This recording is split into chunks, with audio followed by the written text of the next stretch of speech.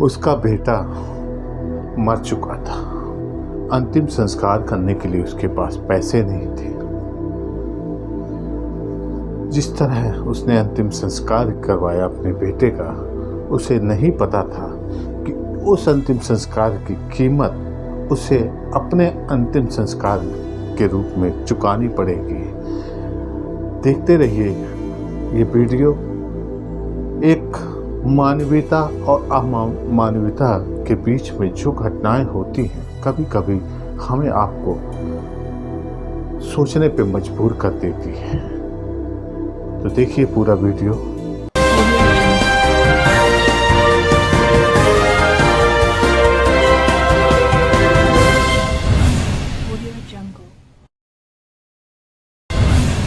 नमस्कार, स्वागत है हम और आप में।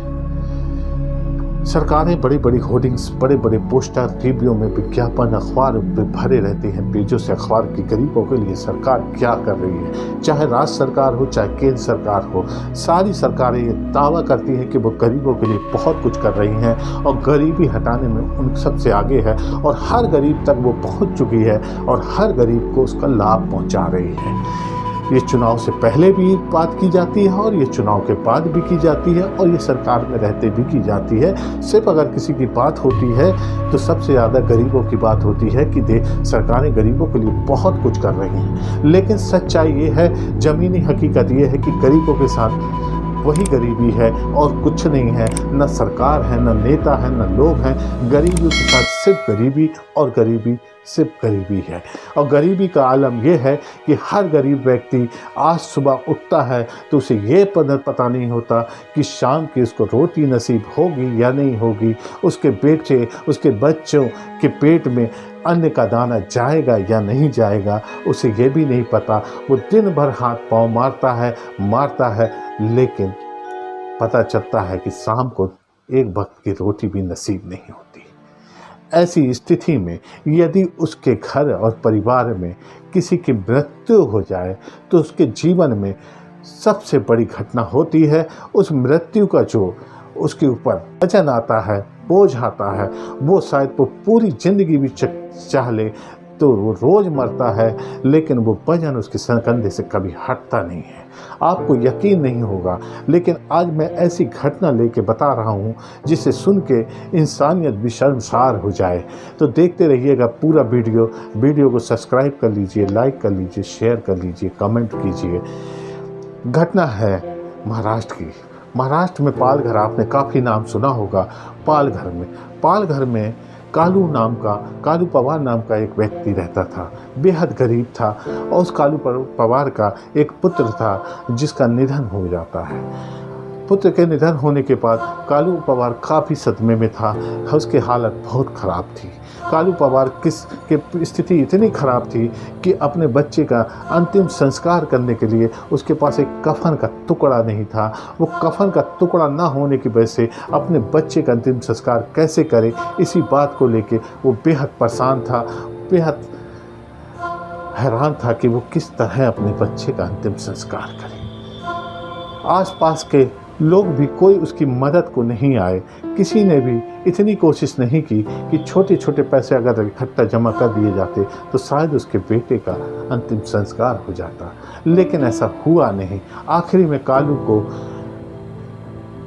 हाथ फैलाना पड़े। कालू को एक ऐसे व्यक्ति के आगे हाथ फैलाना पड़े जिसका नाम था रामदास कोड़े के पास गया। उसने अपनी स्थिति बताई, अपनी परिस्थिति बताई। रामदास कोड़े से 500 रुपये उधार लिए ताकि वो अपने बच्चे का कफन ले सके और उस कफन से उसका अंतिम संस्कार कर सके।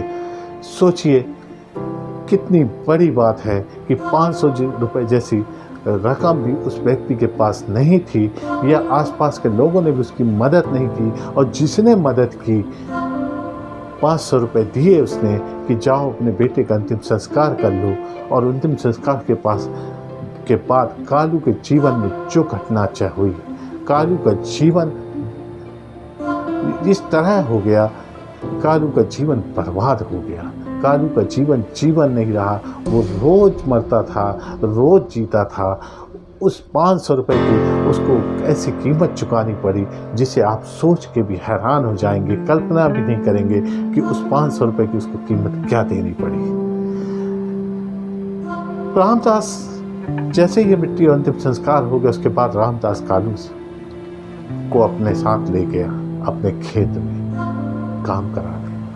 कालू भी खुशी खुशी गया, सोचा कि इसी बहाने पैसे भी पड़ जाएंगे, उसको भी कुछ रोजगार मिल जाएगा।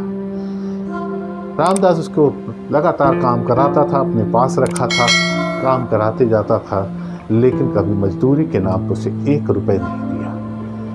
लगातार कालू उससे मांग करता रहा कि इतने महीने हो गए, लगातार महीने दर महीने हो गए। घटना दिसंबर की थी, आ गया जुलाई, लेकिन उस व्यक्ति ने, उस निर्दयी इंसान ने कालू को 1 रुपए नहीं दिया और उससे लगातार मजदूरी कराता रहा। और जब भी वो मजदूरी मांगता तो उसे धुतकार सुनने को मिलती, उसको पैसे के नाम पे यातनाएं मिलती। ऐसी हालत में कालू करता भी तो बेचारा क्या करता है, ना तो वो रकम ले पाया, ना उसे मजदूरी मिली, ना उसका कर्जा खत्म हुआ। अंततः कालू ने यह सोचा कि उस कफन की उसको कीमत जो देनी है वो अब दे के रहेगा। वो अपने आप को ख़त्म कर लिया, यानी सुसाइड कर लिया। ये कहानी नहीं सच है। इस जीवन में क्या इस तरह भी हो सकता है कि इंसान अपने एक कफन की कीमत अपने कफन से चुकाए, अपनी जान दे के चुकाए? सोचिए इंसानियत कहाँ तक रह गई है लोगों के अंदर, मानवता किस तरह ख़त्म हो गई है कि उस व्यक्ति ने 8 से 9 महीने उस आदमी के यहाँ बंधुआ मजदूरी की, और बंधुआ मजदूरी करने के बाद भी ना उस बेटे का कफन का कर्जा पटा पाया, ना उसे मजदूरी मिली। करता तो वो करता क्या, उसने अपने आप को ही ख़त्म कर लिया। तो ये है हमारी सरकारें जो बड़े बड़े दावे करती हैं, बड़ी बड़ी बातें करती हैं, लेकिन हकीकत में होता कुछ और है। ये वीडियो आपको अच्छा लगा हो तो प्लीज़ कमेंट जरूर कीजिएगा, लाइक कीजिएगा, शेयर कीजिएगा और हो सके तो सब्सक्राइब कीजिए। आज इतना ही, फिर मिलेंगे आपसे किसी अन्य टॉपिक पे। जब तक के लिए जय हिंद, जय भारत।